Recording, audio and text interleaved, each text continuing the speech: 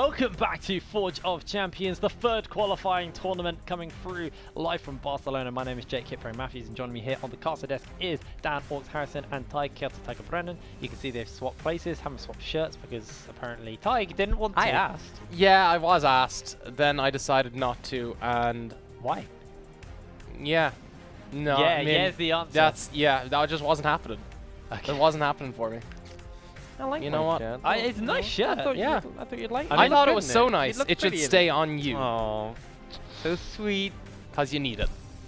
What, a shirt? Or Wow, that was what a backhanded compliment. Wow, okay, cool. Let's have a little look at our next game coming up. That will be Wind and Rain versus Misfits Academy. Misfits, obviously, the current champions of the UK scene, but in Forge of Champions, they are not forging out so well.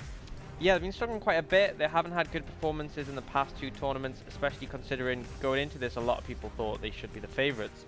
Took a big loss in losing their mid lane especially. Although Kenzuki is a very talented individual, it just seems like he hasn't quite meshed with the team, and the lack of competitive experience compared to someone like Special has sort of let the team down, particularly in a meta that's so early game focused. Yeah. And I think Special was the early game driving force for that team that led them to victory in last split. Yeah, and I mean, that was a big part of it because we always talk about how the UK was so focused on getting that mid roaming early on, and that's how you'd snowball the side lanes. When you lose that, and when you lose potentially some of the cohesion with that mid laner, it'll take a long time to build back up, and Misfits just don't seem to have found that yet with Kensuke.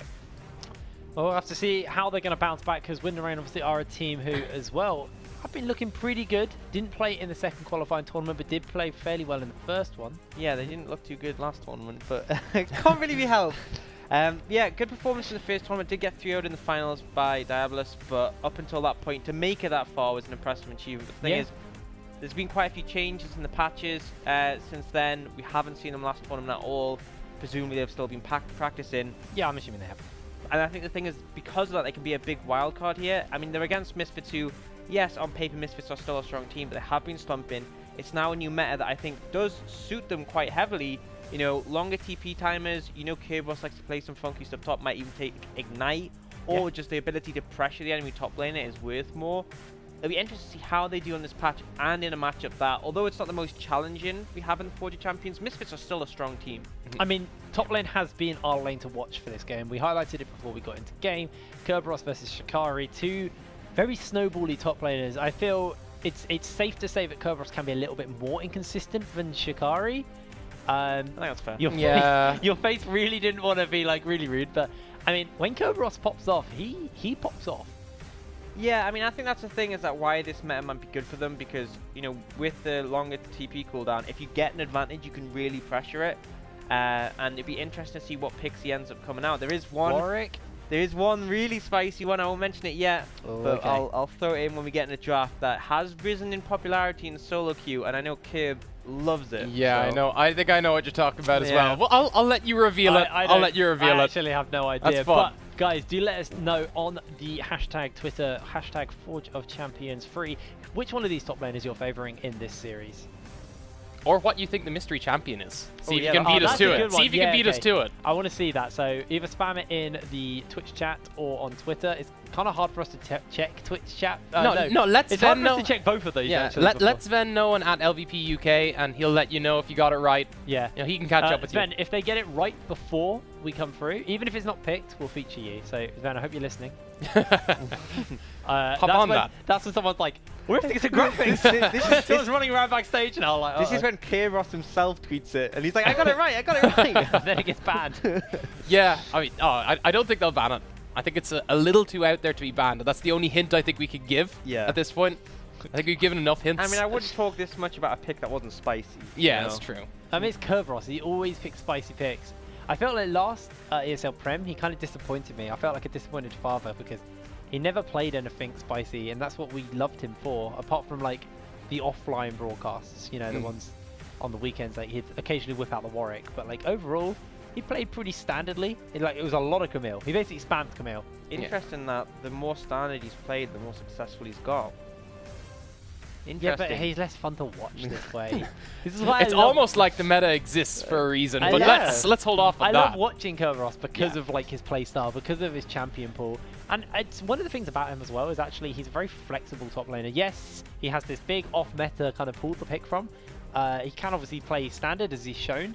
But you know, let's say Warwick top does become a thing. He doesn't need to practice it because he can already play it. Yeah, if that situation arises, he's going to be very good in that specific situation. Oh, no. We do actually have a tweet we can bring up, so let's have a little look of that. The amount of time, coaching and investment into Prosphere, I'd expect some kind of return, but all I've seen is some cheap laning, dodgy haircuts, and some dodgy excuses like this Elo man. In a Mancunian accent? Yeah, I was actually trying to figure that out. Reclamation with some flame, some fire. This is what we're loving, by the way. We really love this kind of, you know, friendly banter of a little bit of fire thrown in there. We got some stuff lined up. Do we have any pictures of the dodgy haircuts? That's what I really want to. I have not kept in here. Just go on his Twitter. I mean, like, I'm just quoting the tweet here. I love the dude. Just go on his Twitter. It's interesting because he's a twin. Prosphere and Artorias are twins. Yeah, yeah. But Prosphere has long flowing locks and Artorias has like this short cut. Yeah. So we received a bit of flack for that there. But it's still hard to tell them apart. Like, even though they're completely different hair, they're so alike. I'm joking, by the way. They're so alike. They're so alike, but they still look, I mean, they are. Are they identical? I assume they are. Yeah, they look just like each other. The thing is, this Elo man comment, because I can speak on his behalf, that Prosphere has been someone who's been struggling in solo queue in the depths of Diamond 2. Meanwhile, his teammates are in the high reaches of Challenger. So maybe that is the reason for their unfortunate run recently. You wouldn't catch me stuck in Diamond 2. Yep. Way a bit. Yeah. You would never catch. I'm so far away from that. Like, you'd never catch me stuck there. We're not saying which way. Good times. Is there anything else we want to talk about other than flaming Prosphere? But no, actually, I can flame Prosphere for a lot longer if you want. I'm sure you can. You have a bit of a rivalry. This is one of the things we quite like, is these friendly rivalries between players. Of course, he's now playing, and you're casting. So, yeah, so where does that put you? He's now playing. Some say casting. Some say washed up. You know, there's quite a few options here. I like to think of cleaned up with his new nice shirt. I'm gonna say, it was my choice to resign, right? You know, reigning champion resigned. Quit while you're ahead. Yep. Yeah, that was a good plan. Quit while you're ahead in the UK Which scene. Maybe Prosphere should have done, because he won a split and now he's having a bit of difficulty. I wanna pull back to our little baby here in being cleaned up. Okay. In the sense where I did the last Insomnia with him. And we get to the finals, I'm like, where's your shirt? He's like, I don't own a shirt. He didn't bring a shirt with him. You don't own a shirt? I owned a shirt, I didn't bring one, because I asked him. He goes to a live casting final and doesn't take a shirt? I asked, I was like, right, what are we going to wear? And he said, smart! No, he said, just smart like casual. Yeah, and I was like, okay, so I'll wear like a nice little smart jumper thing, which I did. It was like, I mean, sorry, at least you have the jumper. I'm like, it's not like a t-shirt. You made it sound a lot worse. No, it was like, it's like a Star Trek jumper. Oh, like, there's a picture of me and him like next to each other with like two Star Trek guys. It literally is like, black or blue with like the XL, kind of Christmas jumper. XL orange at the top, like cut like perfectly like a Star Trek jumper. You look like a red shirt. I like it. Yeah. It was a nice jumper, but you know. Maybe I was trying to make you look good. I was dressing down to make you look good. Yeah, look at you. I'm the one flaming and I'm sitting here in a t-shirt. Yeah, and we're in our... Look at this. I've got little birds. Herons. Yeah. Look at them. Any birds you'll get, They probably can't see them on the camera, but they are. No, you can see it. They're pretty big, dude. Yeah. Anyway. My flame went right over your heads there as well, so that's fine. Well, I just was not involved in that. I just knew there was a jumper involved, no, apparently. Don't worry. I'm hoping Twitch chat picked up on that. And then, regardless, we actually do have a game to talk about at some point. Oh, is that why we're here? Yeah. We have I thought we had to flame orc. I thought we were done. But we got a little bit of time before the picks and bans come up, so you know we can talk a little bit about the teams in a minute. We talked a lot about Misfits, so let's try and move over to Win and Reign, because we talked about Kerberos, but there's a whole rest of the team to follow up here. And I think there's like 4 other players. And you know, we've seen that a lot of these guys have had varying performances. I'm really interested, especially with how early game focused the meta is in this jungle pick. Nolte is someone who hasn't had a huge amount of success in the UK scene. I want to see if he could try step up here. Now that Wind and Rain seem like the team that are slightly more on form, if he could show up against Misfits, who are a team that, while they're in a slump, are still extremely strong. Yeah, I think that mid-jungle thing is going to be a big factor. Crossman and Nolte, they've had some decent performances when they played in 40 Champions 1. I feel like it is the untested area of Misfits, because Afflict, he's only been really playing competitive for a split. he was relying on the fact that he had special in the mid lane who's very experienced. Now you're in a situation where you're put with a rookie as well. There's lots of raw talent, don't get me wrong, but it's just I feel like they haven't meshed properly and found their footing in competitive. Yeah. And it's going to be interesting to see how they fare up against Nulty and Crossman, who, although they may not be quite as high elo in the solo queue ladder, they definitely have shown they've got a pretty good synergy together. Yeah, for sure. And I think we've seen how well that can play out even when the team is definitely the underdogs coming in. We've seen Barrage even manage to step up in the early game against the likes of XL. Well, gentlemen, we have finally loaded through into picks and bans of our second series of the day. Wind and Rain will be starting on the blue side, Misfits Academy on that red side, and let's see what Wind and Rain are looking to ban out. Lucian.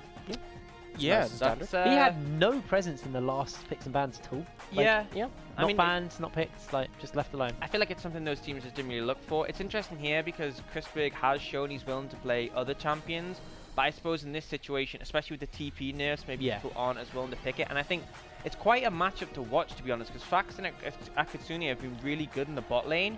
Chrisberg and Prosper have historically been good for Misfits, but more recently they've struggled a bit in lane. Well, Zoe, Nidalee taken away, and Misfits looking to ban out their second champion. That will be the Camille, taken away from Kerberos. You know, he played a lot of it in the last ESL Prem. They have to third ban Aatrox here, right? That's got to be the assumption going into this. I feel like it fits into what Wind and Rain want to do, what Kerberos wants to do more specifically.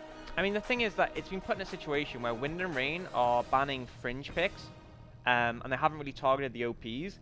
And Misfits are in a situation where if they there's almost always going to be an OP open. Like, you know, Aatrox is open, Talia is open, and you're in a situation where they ban away the Rakan. So whatever Wind and Rain pick, Misfits are going to be able to fire back with presumably two very strong picks of their own. So even if the Aatrox is picked up here, which it will be, Talia's open. You know, you Talia still Morgana have even Morgana. You have Caitlyn Swain Morgana, available. There's so many options now for Misfits. And like, yes, Wind and Rain secured that one good top lane pick. But is that enough to justify giving potentially what could be a range? I mean, that's assuming that that's what Misfits want here. Yeah. I presume that makes the most sense, the Talia at the very least. But if they don't pick up either of those, I really struggle to see what would go higher priority. So yeah, the Swain's to be expected. Swain Morgana is a really strong duo lane that they could pick up straight away. It does give away the Talia though. Yeah. So they move towards that instead. Yeah, that makes a lot of sense. But again, these are two massive power picks we consistently see banned, and you can see from the early direction of Wind and Rain's banning phase, they were banning these fringe picks, and that's why, although Misfits got rid of the Zoe and the Camille, towards the end they went, okay, Rakan, which isn't something you see that much in the first range of bans, and it has led them in a really good position because Swain Talia, again, massively strong combo, and still a lot of potential to flex this. The Swain could go mid or bot, potentially top. Talia could go again jungle or mid or even bot lane. Well, it looks like the Jhin is actually going to get locked in for Wind and Rain and looking to round out their potentially their bot lane, like that Morgana's still open. I think that you really want to pick the Morgana here as Wind and Rain. Most importantly, just not to give it to Misfits, because that comboed with either Talia or Swain is really insane later on in the game. Well, actually going to be the Zillion. Now, we could see this mid. It is still technically a flex pick. Most likely we'll see it bot lane. It's been a while since we've seen the Zillion mid, but it is an option to them. But now Misfits, they can take this Morgana. Yeah, and I think it would make a lot of sense to. The one issue is it does mean that you won't have potential counter picks for the Aatrox, so you might get those banned away. But I feel like it's worth it to secure such a strong bot lane. Leading towards the counter pick. Leading towards the counter pick, yeah. And we saw Barrage, obviously, we talked about how they like to take Poppy into the Aatrox. We're seeing this from Shikari. He knows that he's up against someone who's a bit volatile in Kerberos. He just wants to neutralize that lane. But it does leave that Morgana for the second rotation, which is quite a rare thing to see. Probably get it banned out in this phase. Now, I want you to explain to me very quickly how the Poppy Aatrox works. Like, why is it a hard counter to him? It's not even that hard a counter is the unfortunate thing. It's literally that you can counter a lot of what Aatrox wants to do, which is get his Qs down and then E forward towards the middle of them. So if you just W as Poppy, you could just cut down that distance or knock him up. He can't really move around to fight the way he wants to, and then from that you can also E onto him, so he can only land the third Q on you.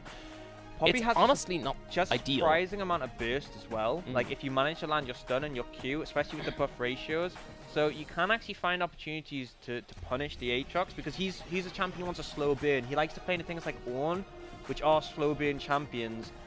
Because you can just out heal your damage, but with the situation that Poppy is, you can't really be punished if you aren't in a situation where you can freely auto and heal up. You Well, see that Nocturne, Sejuani, yeah. Sejuani, Rise, and Wind and Rain are going to be banning away the Fiddlesticks. So Morgana has made it through to this ban phase, and actually going to be a Shen lock-in for Misfits. Okay. So most likely Shen support now. Yeah. Yeah, it's a really interesting one for me because I feel like, I mean, Shen offers a lot to your comp in terms of global pressure. But looking at it so far is that you're playing up against Jhin, Zilean, presumably bot lane, because we have seen Akasuni play a lot of Zilean support. And Shen traditionally doesn't do well into double range matchups bot. He's great into melee champions. So I feel like it's not the pick I necessarily would have gone for, but I guess they're looking for the global plays on top of that Talia. Well, Fat Man gets locked in. Wind and Rain have now picked themselves a jungler, and the lanes are starting to shape out. And one last pick at Akasune, picking for potentially his mid laner, unless we see the Aatrox go mid. Yeah. What is going to be the spice? Is it going to happen? Well, Wind and Rain playing standard, and that's pretty spicy.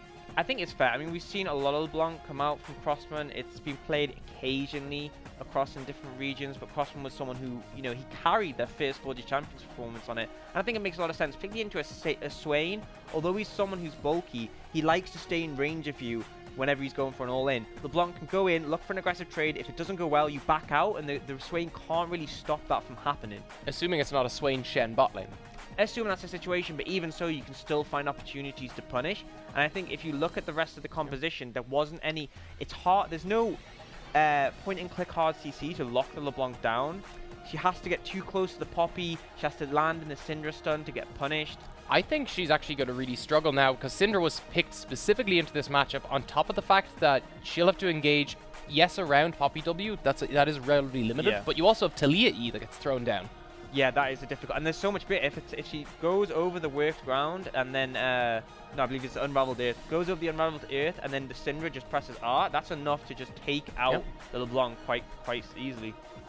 Well, we'll have to see. As all of these teams have now rounded out their picks, double cleanse for the side of Wind and Rain as well. So, gentlemen, you've got the picks and bans locked in. These are two very strong teams. Where are you leaning in this series? I mean, Or in honestly, this game, sorry. I'm leaning towards Wind and Rain. I feel like, I mean, Misfits have aspects of the comp that are good, but I feel like the Swain is strong, but the bot lane combo Swain-Shen isn't the best. The Syndra is nice isolated against the LeBlanc, but she has potential to be ganked because she is immobile. I mean, Talia's obviously a great pick, but if you look at their composition as a whole, they are very heavily AP. Poppy's the only real AD threat, and I feel like if it gets later on, normally you would think, oh, LeBlanc's going to struggle in the late game, but you have a Jhin who scales well. You have a composition where the Aatrox and the Gragas can just stack MR after a point.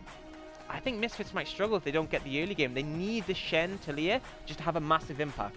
And Akasune actually running the heal to make up for the fact that Fax is running cleanse in lane, so obviously very scared of the taunt or the hand coming out onto him. So it means that he can just peel away, and obviously wants to play at quite a long range on this Jhin. It's typically how you like to play him. I also like cleanse against these kind of heavy CC comps, especially with Swain. You just want to cleanse and get out of the fight before he drags you back in, because that is a huge amount of not only damage, but it just also heavily mispositions you in most cases. So it does somewhat counter what Misfits want to do. My one thought is that I still like what Misfits have. I think Syndra can get a huge amount of AoE down, so could Talia. They have a lot of consistent damage. While it is all magic, there's only maybe Gragas and Aatrox building tankiness. You still can absolutely catch out the major carries from Wind and Rain. The cleanse makes it harder, but far from impossible. Well, you guys at home, do let us know exactly who you are supporting using the hashtag 4GChampionsFree, or just spam it in Twitch chat. Give us lots of interaction that way, and we'll let you know who we are. Well, we can't actually. We don't have that in. I'm making a lot of fake promises today. A lot of false promises. Like, You're a deceiver. I know. Sorry, I don't trust you. I'm Shaco. Yep, literally that little grin, you know. Cheeky grin. Yeah. Shaka's a terrifying concept. Yeah, he actually is. I don't really know him too well, but it's a terrifying concept when he gets locked into the game against me, and I'm like, okay, cool, murder clown. Yeah, getting invaded in the jungle is never fun. But yeah, I think it's one of his skins, like it's Asylum Shaka, are you thinking? Yeah, The one where he's upside down? Yeah, that one's nightmare fuel. Yeah. Is it the wild card one? Wildcard's one. I think the That splash is, art is. yeah, that's like terrifying, man. Who is the scariest league champion?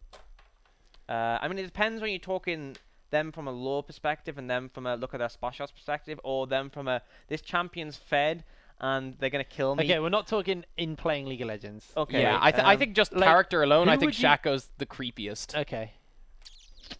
I think that's a fair one. I think Gragas could be quite scary. If he body slammed you, all right. I mean, Gragas actually went to Freljord and basically settled 2 warring clans by just getting really boozed up with them.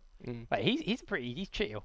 Like the scary thing about him is I can't handle my alcohol, so he'd probably just like a night out with him would wreck me. Like you don't want to go out on the lash with Gragas, basically. Unless you're Jax. Jax does. Yeah. Apparently. Yeah, Jax is. That is the one best part of lore. I think they're just designed as drinking buddies, and I've no idea why they threw that into the center, but I love it. What about Jin as a scary champion? Like he's just a psychopathic killer. He is literally a killer. Yeah. Yeah, like he's legitimately a murderer, and he does it in like artful ways. So you don't know what he's gonna do to you. Yeah, I mean, it's at least a little bit more predictable than just Murder Clown. I'm just still stuck on Murder Clown for me. Murder Clown is a bit of a trickster. It's a hard one to call. I mean, I think clowns are just creepy. I think everyone can hard agree on that one. I have a friend who was actually terrified of clowns, and one of my other friends decided to go on his Facebook and change his profile picture to a clown, and he couldn't log in because he was so afraid of it. So he had to get his mum to go in and change it for him. Mum, that's unfortunate. I need help. It's the clown on my Facebook. Man, he must have hated that like whole clown phase. Do you remember that? Yeah. When people used to stand around on street corners. What's wrong with people? I mean, I heard that was a phase. I never saw it. Yeah, you probably didn't have I was part of it, to be honest. Oh, were you? Yeah. Yeah. Well, that's the thing is that, how can you be afraid of something if you are something? So I thought I'll dress as a clown, and then, I just got caught up with them. Yeah, but what happens when like a bunch of like people chase you down and beat you Oh, up? and a circus hires you. Well, like that's what happened in the end. Was like people just kind of like went for vigilante justice on these clowns and like started chasing them down. I feel like, imagine if you just like you're an average clown. Yeah, you're just trying to get by. You're going back in your tiny little car with one key wheel like that, and then kids pull you out, start beating you up. Going to like a kid's birthday party or something, entertain them. There's like, oi, clown, get over here. Well, they had a real problem with that. Like clowns, like actual clowns were like, yeah, we're like people don't want to hire us anymore at the moment because of this. They're scarier than they are entertaining. Yeah. I mean, I don't think that's new. That's not new. I think the film It was a big thing for that. Yeah. Well, doesn't matter because we are loading through into game very shortly, so we can stop talking about murder clowns because they're not in this game. They are not, thankfully. Thankfully. Well, as you can see, action already breaking out. It's Wind and Rain forcing Misfits Academy away, and Fax is on his way up as well. Yes, something to talk about is Fax on this Jhin. It is one of his signature champions. When it was more meta, it's something he very much liked to play. Yeah. Recently, it has come a bit back into the meta, particularly with Hail of Blades. It's such a weird room because it works really well on Jhin, and that's no one else. Yeah. But for Jhin, it is very good. Obviously, given that attack speed means you get so much movement speed off your auto attacks, and also gives you extra AD as well. Well, looks like Misfits. Pretty standard start, no shenanigans to get us going. Yeah, but actually you're going to see no leash coming out for the Gragas. Nulty just deciding to start the Raptors. That is such a good start for Crossman. Yeah, absolutely. And he's got the Corrupting Potion as well, so he's happy to take these aggressive trades and use the sustain of that. And once he gets himself the Sigil of Malice as well, he gets his second trade, waits for his next Electrocute proc to come up, and yeah, he's in for a lot of hurt. Now, Taunt has come through onto Fax, has got that 4-shot, trying to run away now.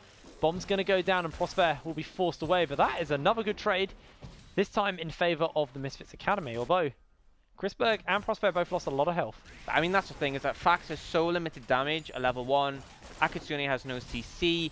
If you land that taunt, you can get a pretty good trade, but off the back of it, there wasn't really the float from Chrisberg, but it's nice to see the aggression coming out. Oh, Chrisberg manages to dodge out from the bomb. The slow actually picked up level 2, but the shove obviously goes over to the double range bot lane. However, Akatsuki did use his heal in that last trade.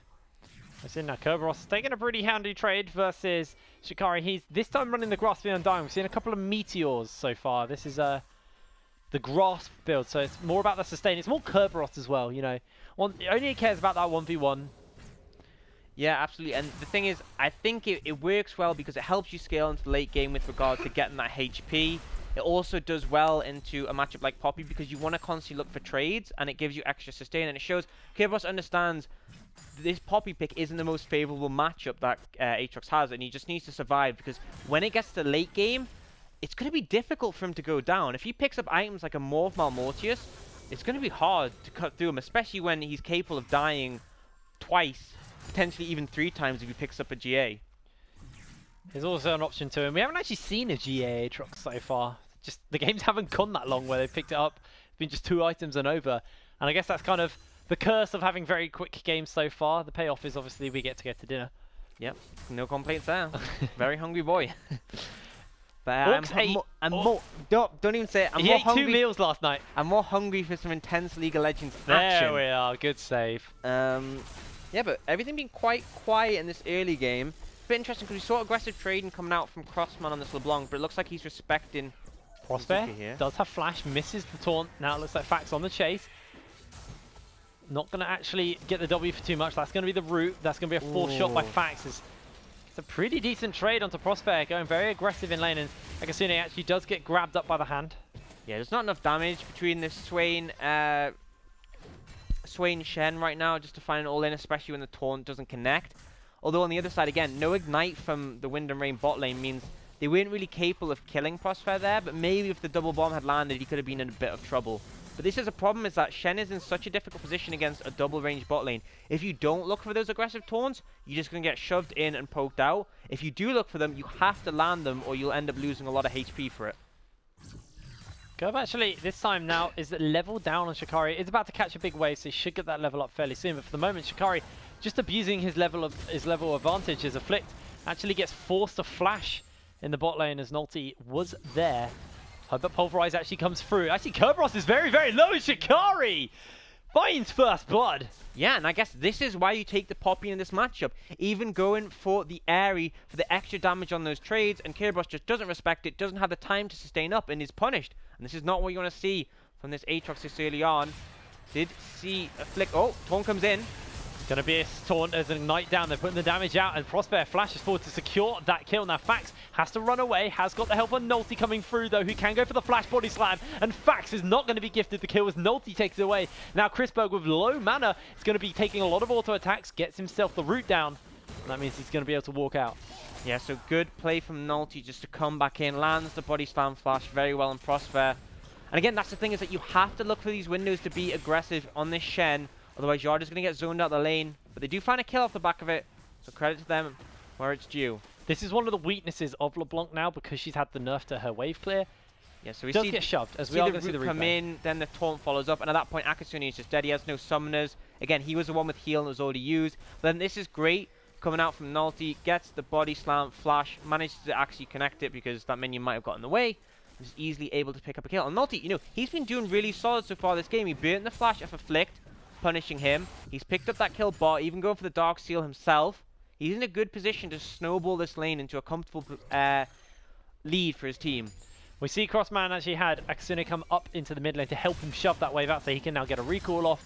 Gets himself his lost chapter as he was having mana problems, but Shikari continuing to bully Kerberos in this lane.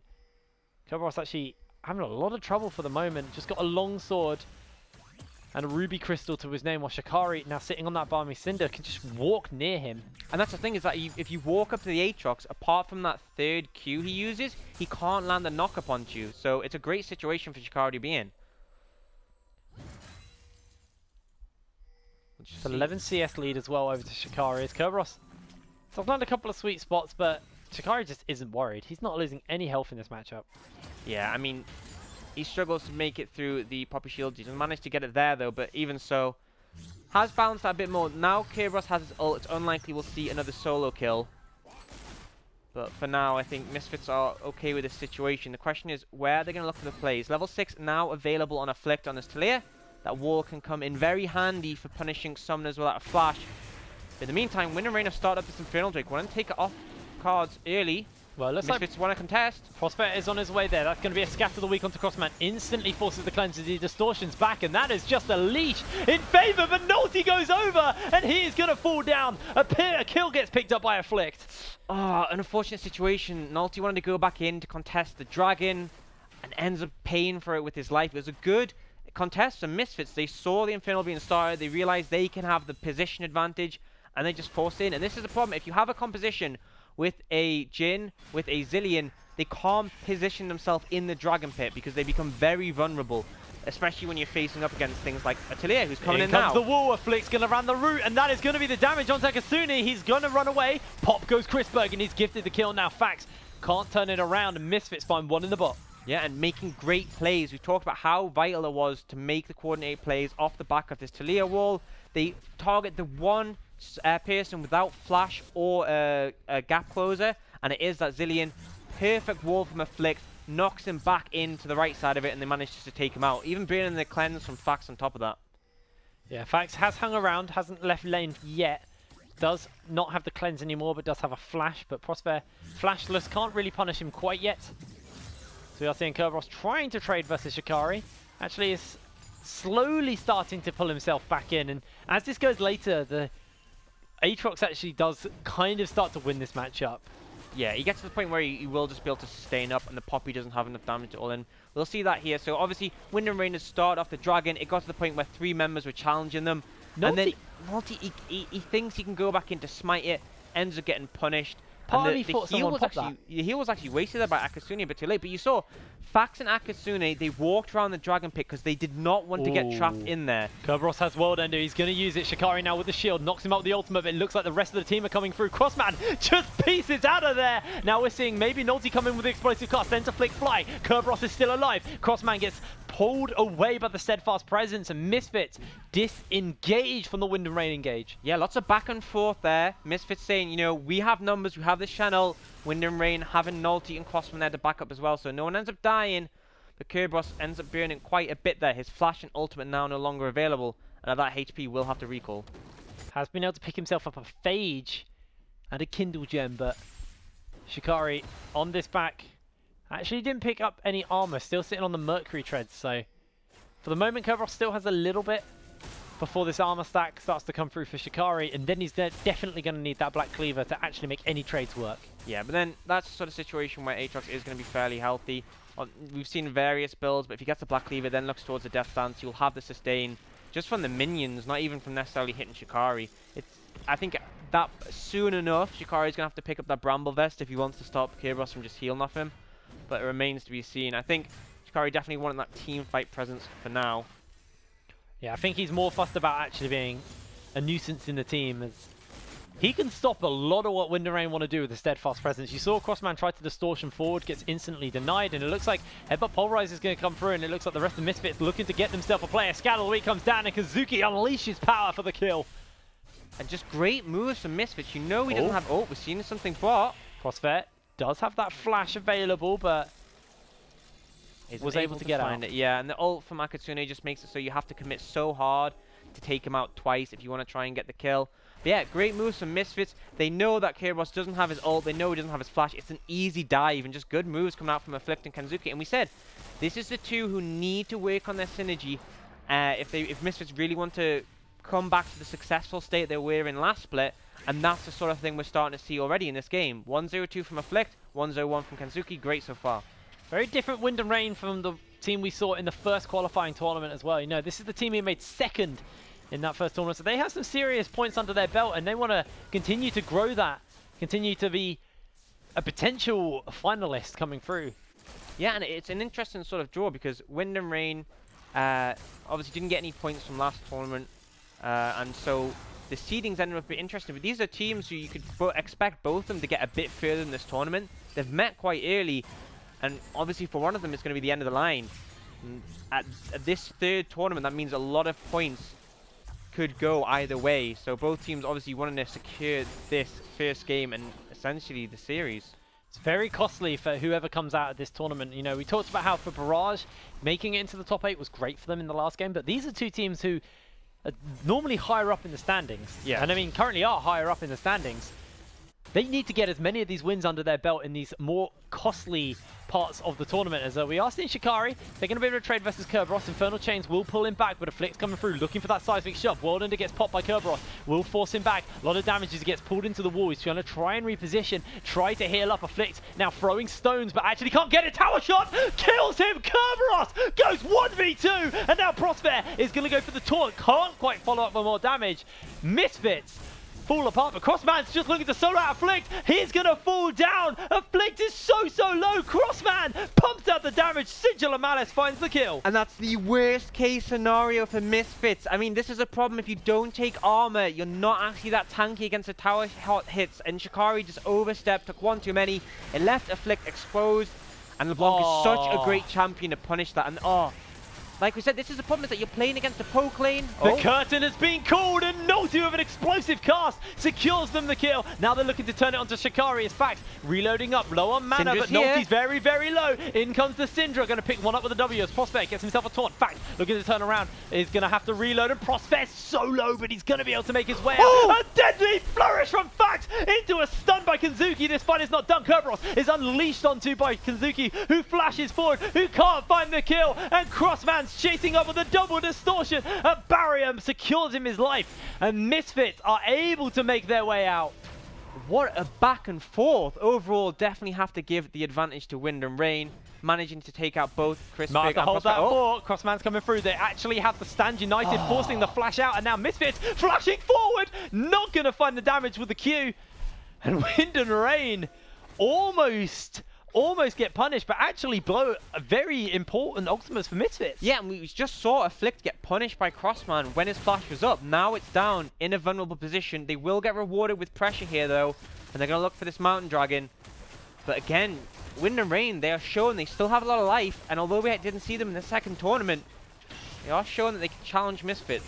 Nolty's definitely learnt his lesson that time. Doesn't take the blast cone over, and now at 15 minutes, Misfits have themselves a Mountain Drake, have themselves an Infernal Drake, and have themselves a 2,000 gold lead over Wind and Rain.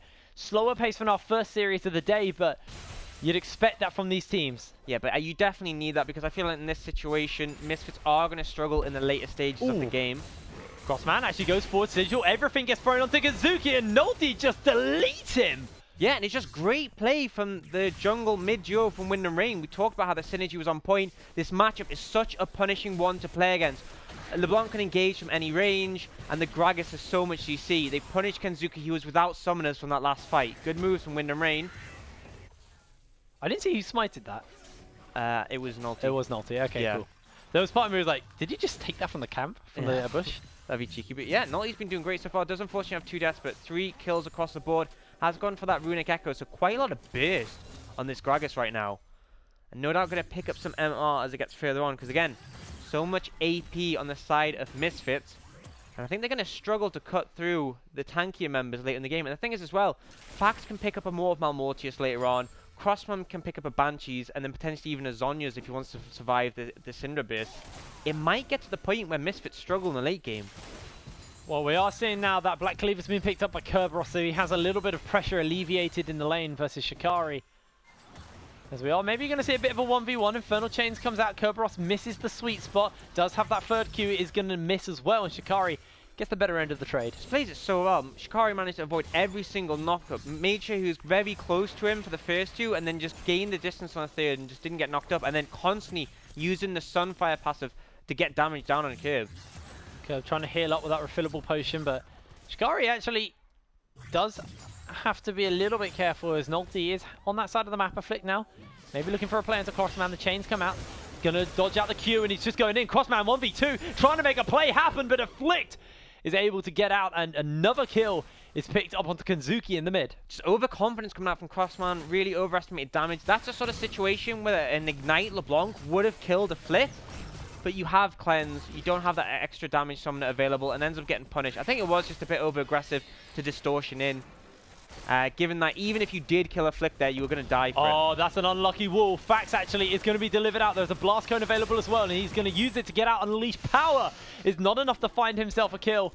And Akasune is there with the ultimate as well to make sure he stays up. Fax playing with fire there. Decides to hold off from initially hitting the Blast Cone. Does get out after a bit, and then Misfits trying to pressure this tower, but a good double bomb coming out from Akasune will provide some CC and wave clear. And now Crossman heading down to relieve the pressure. Good movements actually coming out from Wind and Rain. Kerberos has moved mid to cover a wave. Nolty's covering top. Crossman's covering bot. They know that they don't want to give up pressure and give away this first tower, and they've moved well to facilitate that. going to be a taunt from Prospect, looking to get himself a bit of damage out of the Vision of Empire. Chrisberg going to be able to find himself nothing as they do force the ultimate out of the Zillion. Now he takes to the skies the Demonic Ascension. Crossman trying to trade with him, but the Curtain Call's pumping so much damage. Could get turned around, pulls him in with a hand as the turret's getting thrown out. They're even going to send a couple of members back, but first turret blood goes down to the side of the Syndra. Kinzuki's able to get it, and Shikari 1v2 underneath his own tower. Finds himself one. Kerberos pops himself the World Ender, looking to turn it onto Afflict now. Afflict is low, but he's throwing out rocks left, right, and center, and Kerberos is going to be able to live. A Scatter the Weak is a little bit late, but it doesn't matter because Kinzuki gets 3 kills. Yeah, the bot tower does go over the Wind and Rain to sort of equalize that across the board, but just great plays from Shikari. And this is a problem. When you go that AP build on the Gragas, you're so squishy in the early game, and you didn't have the damage to take out Shikari. They overcommitted on the tower and ended up getting punished. We'll see that play bot lane. So this is the earlier all-in where they went under the tower. Curtain Call comes out, and then it's good moves from Nalty to secure that kill. Akasuni, it looks like he's in a bit of trouble here, but has the ult available. And then Prospect trying to buy time for the rest of his team to turn up. Nalty, already dead, gets taken out quickly, but good taunt from Prospect, keep things aware for a bit longer. Oh. So close there, but then the Deadly Flourish just manages to connect. And the thing is, it could have been an even trade if that hadn't happened. And then again, you see how low Kerberos is getting away. Flash comes in, but no vision from Kanzuki means it doesn't find the return kill. Just so close to it going heavily in one team's favor, but these teams keeping things very on the edge. You know, 2k gold lead, well, 2.5k gold lead for Misfits isn't that significant considering the scaling advantage I'd give to Wind and Rain. And Wind and Rain were able to get themselves 2 turrets when Misfits were only able to find 1 in all of the chaos just before that replay. You know, you have to keep in mind, Kanzuki's starting to get very, very fed on that Syndra. Almost got himself a Leandri's Torment. Crossman just pushing up this top side, but there is no turret for him to take on that side now, apart from a tier 2. I think this Syndra is going to be a tricky one because she has so much burst right now. There's a lot of threat from her ult. She is at this very big sort of midpoint power spike. Interesting to see that she's gone towards the Leandries instead of the Morellonomicon. Doesn't have as much flat MR, but does have a lot of tank killing ability, and I guess sustained damage. Is a tendency for, you know, mages. I guess LeBlanc is going to go this direction to pick up the Morellonomicon. That flat magic penetration is huge, and the reduction in healing is never going to be complained about. But clearly, I think Misfits understand that their composition is going to get threatened a bit heavily by these tankier members later in the game. You've already seen that potentially Spirit Visage, potentially Adaptive Helm being worked towards by Nalty. There's a Kindle Gem coming out from Kerberos, which could well lead into the Spirit Visage as well. MR is going to be built by a lot of these members. Yeah, now one of their major win conditions are these Drakes, as Mountain Drake, a second one is spawning, and as if Misfits can get their hands on that, will give them a good advantage for these sieges, but it looks like actually Wind and Rain are going to be the team to get their hands on it. As Prospect, first one to make it through. Weaver's Wall's coming out by Afflict, and that will be the Drake going down. Now the fight is on. Kerberos stepping forward, looking to put the damage down on Prospect, who is just getting melted, but a great ultimate by the Poppy will send them back. Wind and Rain on the run as Kanzuki unleashes power. Scatter the Weak. It's going to be Prospect who taunts over the wall. Now Chrisberg taken into the skies, the Demonic Ascension, and the Curtain Call's there. Chrisberg flashes forward, looking to go pop, looking to go bang. Doesn't even do so, and it looks like Misfits can't find anything but 1 kill. Yeah, which, I mean, they got the Dragon for 1 kill. I think Wind and Rain are happy with that trade. You got to see what Misfits can get from here. Oh, Kerberos, he's looking to go for the play. Fax finds himself 1. Yeah, and a good equalizer. Afflict just overstepping. Even the Shenel wasn't enough to save him. Misfits do manage to pick up this bot tower, which will further their lead slightly, but still, Wind and Rain, I think they're fairly happy with that trade, especially if they end up getting very happy. Tower. Oh, don't think they'll be... Yeah, they will back off because they know Kanzuki and Shikari are roaming up. But again, you can definitely play the scaling card here. Once this Gragas gets an Adaptive Helm, once you get some MR on this Aatrox, it's going to be very difficult to shut these guys down. Seeing a bit of vision getting cleared out by the side of Misfits as I do look at the vision on the map. Lots of red wards towards the bot side. Nothing too aggressive so far from Misfits. And if we do look at what Wind and Rain are looking to ward up here, they've actually not got a lot of presence. Now, a couple of those wards were just cleared out by the side of Misfits. But now Misfits are moving into this top side of the map, and they want to start warding up here. And you can see it's starting to light up red for the moment. Yeah, absolutely. I mean, the Baron's going to be the big objective now. There's no outer turrets as well on the bottom side of the map for Misfits to take, so they're prioritizing this top tower as well as the Baron area. I feel like they're not quite capable of rushing a Baron right now, but there is potential for it as it gets further in the game. And again, Misfits know that they have the scaling disadvantage, so they definitely want to secure a Baron when possible, and that'll be the sort of key to potentially cementing them this win. And how quick is Misfits Baron take, really? They don't have a true blue AD carry. But Yeah. the fact that they're running the Swain.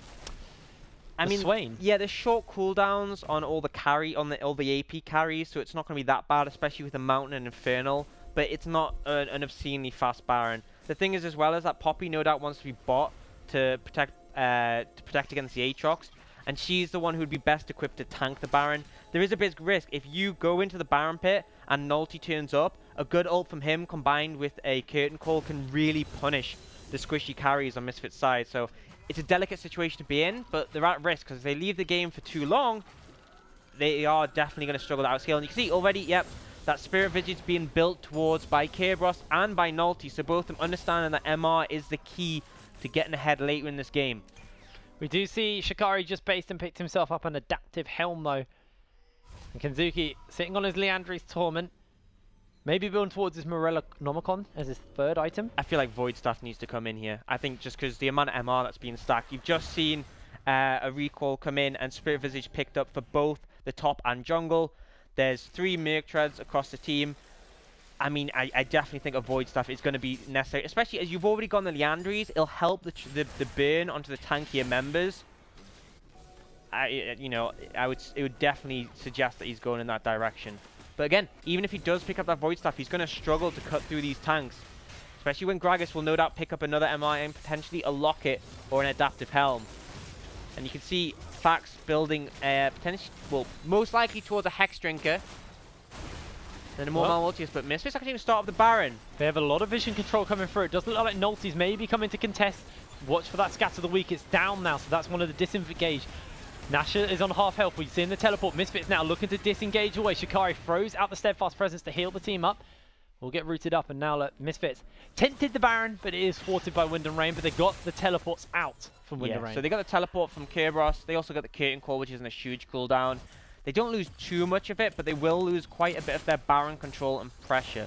Wind and Rain, I mean, it shows the respect Misfits have. They know the threat if they're trapped in that Baron pit against the Jhin, against LeBlanc. So smart from them to move off. But this is the sort of thing you see from a team. They know they're getting outscaled. They know they have to start trying to contest that Baron soon.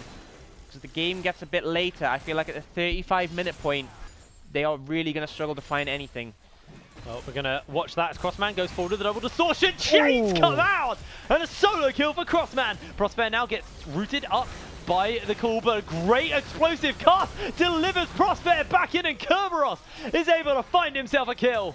Yeah, and we talked about how the scaling advantage on Wind and Rain's side, but you don't need scaling when you just make big outplays. Kenzuki didn't respect the damage from Crossman, used neither summoners and overstayed on low HP.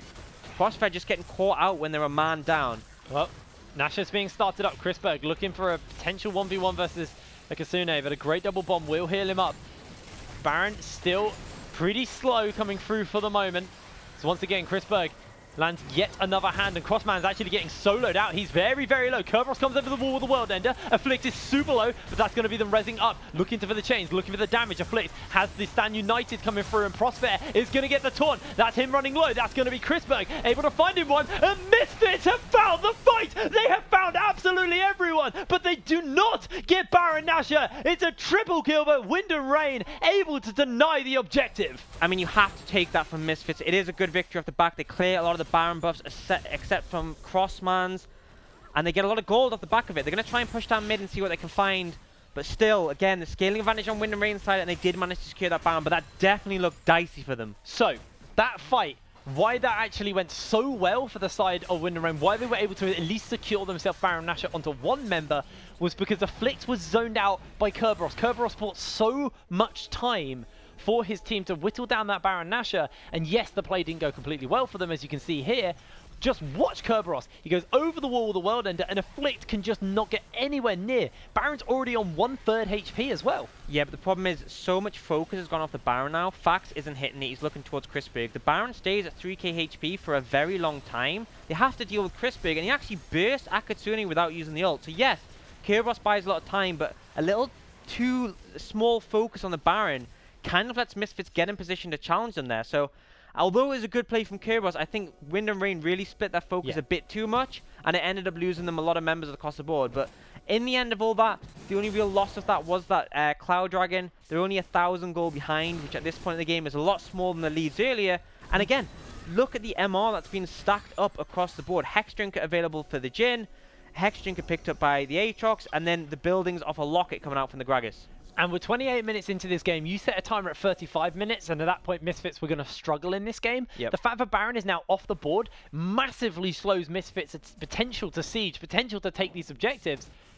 So this is great for Wind and Rain. Yes, they just lost a team fight, but they're not down that much gold. You know, it's only 1,000 at the moment. And there's no way for Misfits to force anything like the Baron and start sieging towers and extend that gold lead to slow down that timer you put on. Absolutely, and I mean, another interesting thing is looking at Kenzuki, he's going towards that Banshee's Veil based on his items, which, I mean, you know, I understand because you want the protection from Crossman, but the problem is he's just not going to do that much damage to the tanks.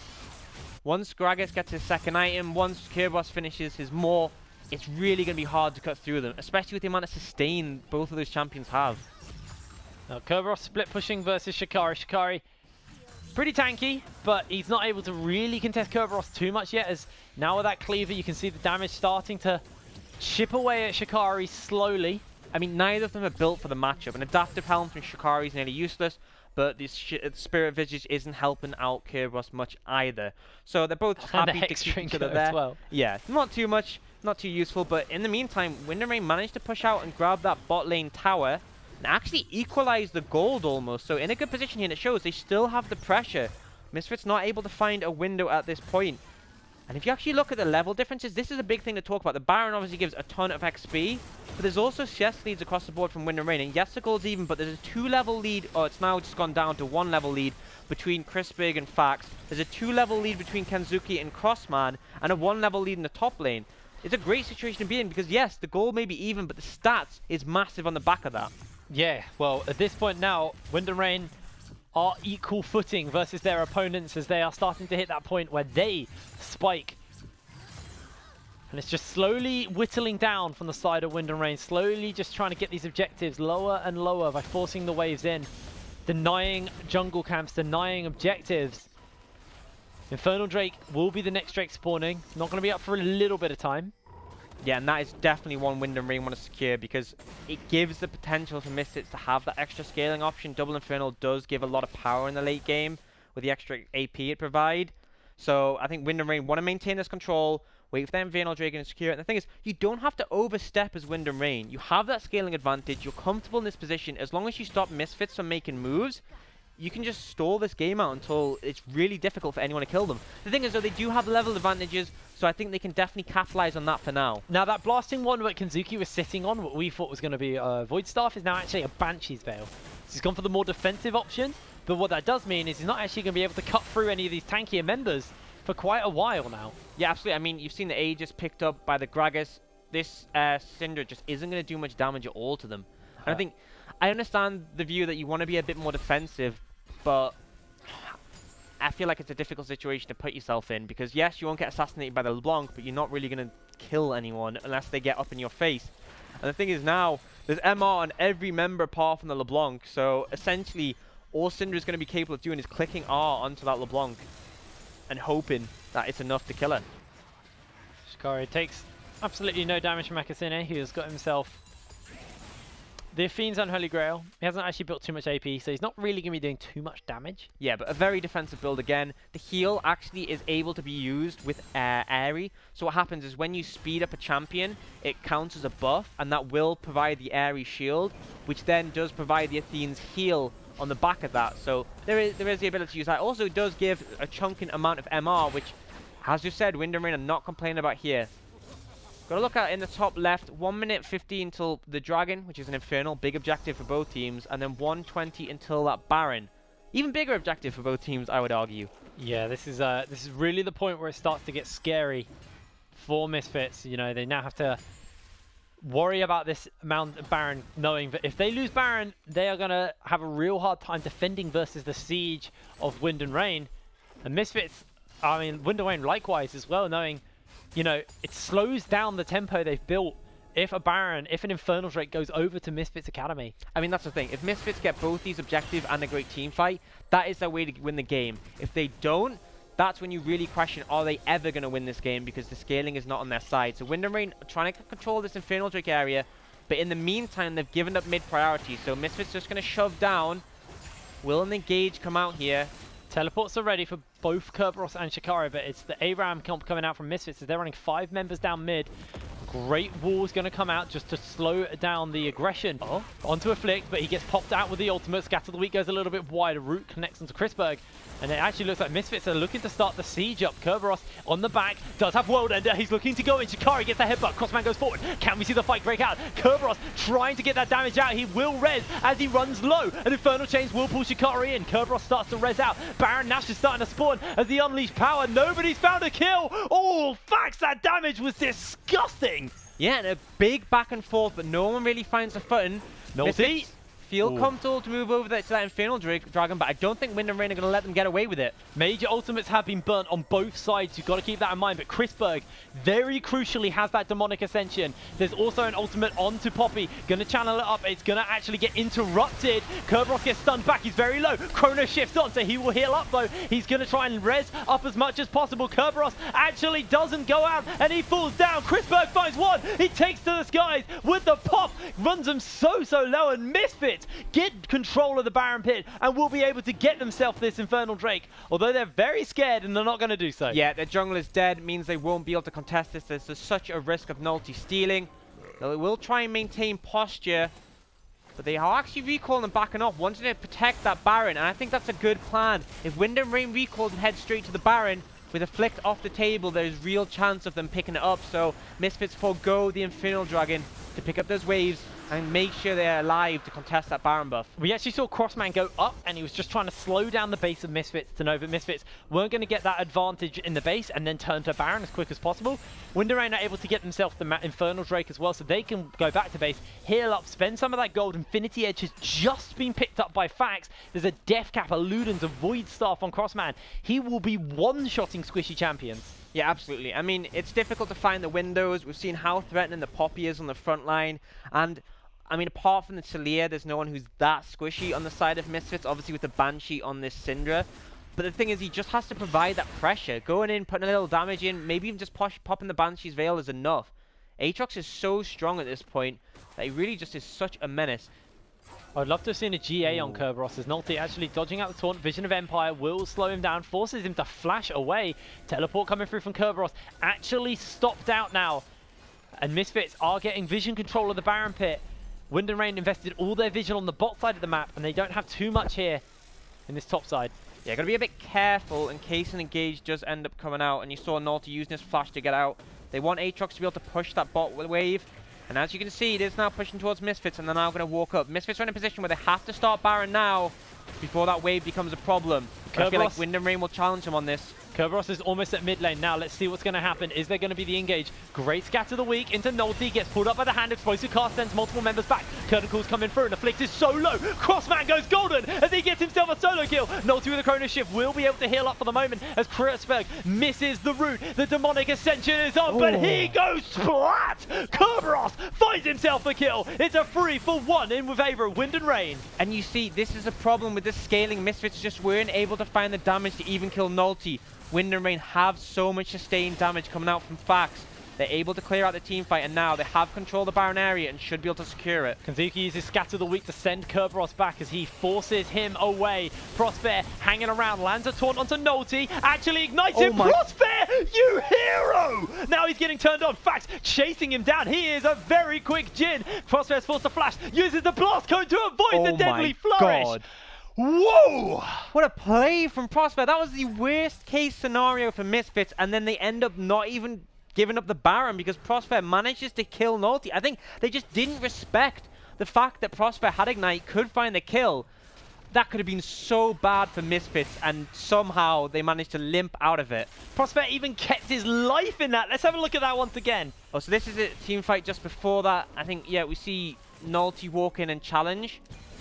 Shortly after, yeah, Baron started up by Misfits. Nulty walks in, and they're just waiting because they know they can't do the Baron with Nulty there. They do find the CC onto him, they pull in from the Swain, but the damage just isn't there. They burn so much onto him, even the Cinder ult, and they don't even proc the Zillion ult. Crossman then comes in and punishes a flick. We said that was the one squishy member you could probably pick, and he does do it. Gets punished off the backside, but then Fax just free hitting onto the Swain, devastates him. Kerberos got 750 gold for that kill as well. Oh, that is a lot of money. Can't complain too much about that. But then this later fight, you see... Oh, we don't actually see, but yeah, Nolty started to get so low, and I think Kyros going over the wall was just a big mistake there. I mean, there was no chance of Kenzuke challenging the Baron when you have a smite. That might have cost them that Baron. The thing is, though, they are still in this position where they scale well. They won the last team fight. Game's not over yet. That fight did slow the game down a little bit versus Wind and Rain, but Misfits, you know, are at that 35, well, just beyond that 35-minute mark. The mark you said, Wind and Rain can run away with the game, and does feel like these team fights are slowly going in their favor more and more consistently, as Kerberos is sitting on an adaptive helm. He's just picked it up.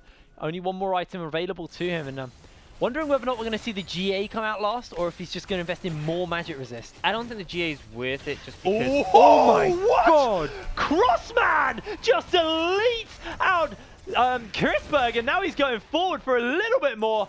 Not going to find him. Yeah, we talked about how you could pick squishy champions. Chrisberg isn't that squishy, but he seemed it there. Just a great damage combo from Crossman just manages to take him out. They're not going to risk the Baron because the enemy jungler is still up, but they're going to try and push mid. At least for now, but a great Weaver's Wall will dissuade them. Yeah, it's only going to slow it down for the moment. They don't even have Baron. Nasher, Scatter of the Week only connects onto Kerberos. Trying to throw out a couple of Qs here and there. Rocks coming through. Great ultimate from the Poppy will send Fax flying back. He's bringing in the next minion wave, and this turret won't go down on this wave. They've got way too much wave clear. They're all way too low. Yeah, this is a problem. Scary siege. It's a difficult one to try and push without the Baron. They will take the pressure advantage though, and it means they can now move out towards Baron and secure some of that vision. But you can see the time in the top left, Infernal Dragon coming up in a minute. I would argue it's marginally better for Misfits with their extra Cloud Dragon, but I think if either team takes it, it's going to give them a massive advantage. TP coming in. Yeah, Chrisberg's looking to join the fight. Looks like Akasune going to throw out the double bombs, not actually going to connect into too much, and Misfits maybe want to turn onto this Baron Nashor. They're actually starting it up. Is one ward in the back, but it's been blocked out by that control ward. This Baron Nashor is actually melting. Kerberos does have TP. He needs to join the fray. Looks like the fight's going to start out fairly soon as Prospect's running low. In comes Kerberos' teleport. An explosive cast sends them back. Great steadfast presence will deny the engage as Kerberos hops forward, throws down the world ender, gets headbutted in. Kerberos is going man mode. He's putting the damage out. Goes golden for Chrisberg, but they're changing in. And Billy slams the kill for Fax. Now Wind and Rain chasing in for a couple more kills, trying to see if they can find it. A stun comes out, and Kenzuke forcing them back. A great headbutt pulverized though. A great ultimate, and Chrisberg is solo Crossman trying to get himself a kill. Great steadfast presence as well from Prospect to make sure he's up. Deadly Flourish is there. Curtain Call has come down. A Scatter the Weak connects, and Crossman is a speedy LeBlanc. Not going to be able to find another kill. It's just going to be one for Wind and Rain. They just managed to survive, but Misfits are bleeding, and it feels like Wind and Rain are happy just to head straight over this Baron and secure it. Kerberos just seemed unkillable there. Didn't even proc his world enders. So much MR. The damage just isn't there despite 3 Void Staffs and Misfits. He did use it at the beginning. No, but I mean, he didn't use the Resurrection. Oh, yeah. So, I mean, he's just unkillable. That Adaptive Helm, that MR build doing so well for him against the lack of AD that Misfits have. We said this team would struggle past the 35 minutes point, and we saw there they clearly are. Wind and Rain secure the Baron. They're going to recall and spend some gold and head over to that Dragon, but Misfits realize that's the case and they want to challenge as soon as possible. We'll see that team fight. So Misfits want to start off the Baron to burn the TP. Does take a bit of time before Kerberos commits. He is splitting in the bot lane. When he finally does though, they all try and get out. A good ult from Nolty tries to stop it, but they use the flashes to find some space. Now Kerberos is here, and some great CC from his first Q locks Chrisberg up. It means he has to use the stopwatch. He's just caught out there at that point. He can't do much apart from die. And you see, Kerberos was bearing the brunt of so much damage there, and only went down at half HP. That was actually a good move from Shikari to disengage them there, and then the Shen ult the back end. Honestly, Misfits made it out so well here. It could have been far worse, but at the back of it, they still end up losing the Baron. Not going to result in any more kills though, but Wind and Rain pretty happy with the fact that they've got that. Elder Drake is available as well, so we'll probably see them maybe use this Baron Nashor for a bit of a siege, or actually maybe they're just going to go straight in for a free man onto the Elder. Yeah, they're clearing the vision out now, potentially looking for a pick. There's no one who really wants to check. That's Kenzuki's blue buff. Even Oh, gets does it. manage to secure it. Can't Yeah. complain too much, but yeah, Misfits have to move as a 5-man unit to secure vision because they don't want anyone to get caught out alone.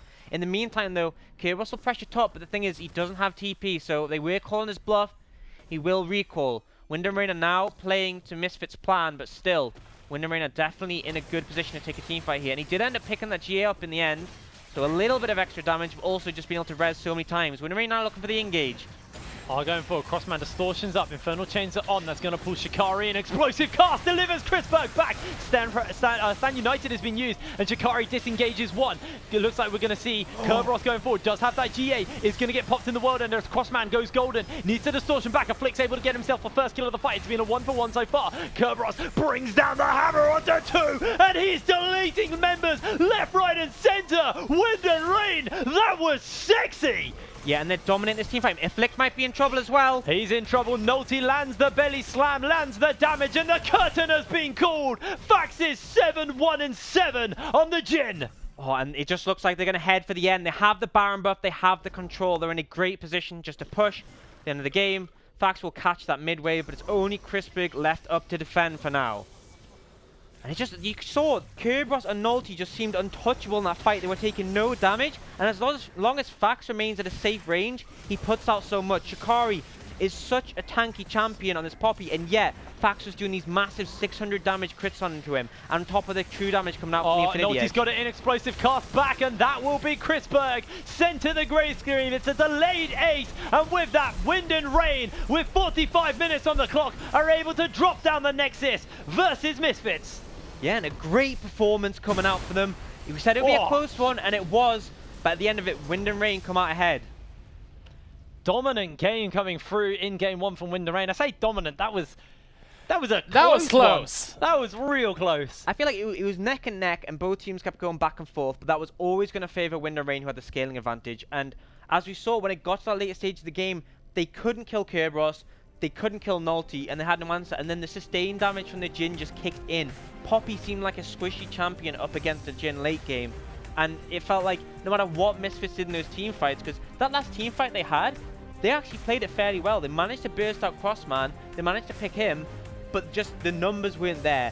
That late in the game, they don't have the damage, and no matter how well they play it, they aren't going to win the team fight. I mean, your 35-minute timer was pretty spot on. 38 minutes, that game kind of hit a point where Misfits just couldn't touch Wind and Rain. And I was going to say, let's bring it right back to the draft, because I was looking at it and saying, look, Misfits got themselves 2 counter matchups as well. They had the Poppy, they had the Syndra, they had what they wanted in lane, but as you said, they'd given up scaling to do that, and they weren't able to use that to snowball anything at all, and certainly not pick themselves up a Baron, which is always the key thing. Look at Kerberos in this. He had GA, he had World Ender on. What could Misfits do? They had to kill him 3 times if they wanted to deal with him. Yeah, it's so difficult. Look how much healing he gets from that World Ender, and that's the power of the Spirit Visage. That stun on the back end was the only situation where Fax seemed in trouble, and aside from that, he was just free hitting the whole team fight and just wasn't challenged at all. And the Zillion again, another champion who comes in great late game, able to provide speed and the ult on top of that. Afflicting a lot of trouble. What a crit. What a crit. But yeah, it's like Jin's 4 shots guaranteed to crit every time. Yeah, crazy. Yeah, but it looks so nice. It does look nice. The thing I have to question is, with Misfits, is that, you know, you pick the Swain. We talked about the Swain Morgana being such a strong bot lane. You didn't go for that. And I feel like that's a bit of a mistake because the Shen honestly didn't do that much for them throughout the entire game. It gave up lane pressure bot lane by having that melee champion who does bad into other range champions. And then, you know, you had one ult on the top side, which helped out Shikari, and all you really did was dissuade a dive. I feel like there were much better champions to pick. I mean, you did have the really cool play where you denied Baron. But I mean, I don't think that was. I don't think that was Shen specific though. No, it wasn't. I think Morgana could have done that as well, and I think Morgana could have done a lot more. Probably not put them in a position where he has to deny a Baron as a support. It's one of the it's one of those ones where it's like the whole Baron steal argument. If you're at the point where you have to steal a Baron to win, the game probably wasn't going pretty well for you in the first place, and that was the case for Misfits. You analysts are such pessimists, aren't you? For me, that's like the coolest thing. For you guys are like, I loved you it. shouldn't have been in that position. But yeah, I mean, I always say, look, I love the play, but let's reel it back a bit and realize that not only Shen wasn't necessary for that. Well, apparently we actually have a damage stat to bring up. I'm not sure who it is. Oh, it's the whole game. Yeah, Jin. does a lot of damage. I mean, the big one I'd be noting there is that Aatrox did more damage than anyone on the other team. I mean, that's the thing, is that he was just able to freely DPS because the damage wasn't there to challenge him that much, and there wasn't so much CC to devote on him. A lot of it was difficult to land CC from the mages. The only great one was a taunt from the Shen. And to be honest, when you're taunting an Aatrox, he's still auto-attacking, so not too bad of a situation. But yeah, and we saw Fax, I said it, this was a standout champion for him. He is someone who really likes this gym pick. I think it's decent this meta with the Halo Blades. And yes, the early game, he didn't do that much, but he scaled up. And once he got those items, he was untouched in those team fights. Again, I say in that last one, that one Syndra stun was the only time he was challenged. There was no follow-up. And he just free auto the whole time. Now, I'm assuming Aatrox wasn't the spicy pick. I did actually get one guess on Twitter. Someone guessed Tryndamere, which is a good guess, but no, not quite what we were going for. Do you want? It was your startup. Do we so want to go ahead and reveal, or do we want to wait till the next game? We could wait the draft. We'll wait and see the draft. We'll wait okay. until the draft. Yeah. It might come out. Next game. All right, you still have a little bit more time to guess. The Tryndamere is incorrect. You still have about 442 champions to choose from. I think you overshot a little bit. 142 Well, champions. it depends if you're going for builds as well, because if you count like AP Tryndamere, I just put the 4 in the wrong place. If you count AP Tryndamere and Tryndamere as a different guess, then you could say lots of different variations. But it's not Tryndamere No. at all, so that's It's 2 not guesses Tryndamere. off. Yeah, that's 2 off the board. It's not AP so Tryndamere yeah, or Tryndamere. 442 options available to you because, you know, we're talking about AP and AD builds and multiple other styles. No, 142. Do hit us up on Forge of Champions with the hashtag Forge of Champions free and let us know what your guess is. We're going to cut to a quick break, and when we're back, we'll see whether or not Misfits can pull this back versus Wind and Rain. So don't go anywhere. We'll see you in a bit.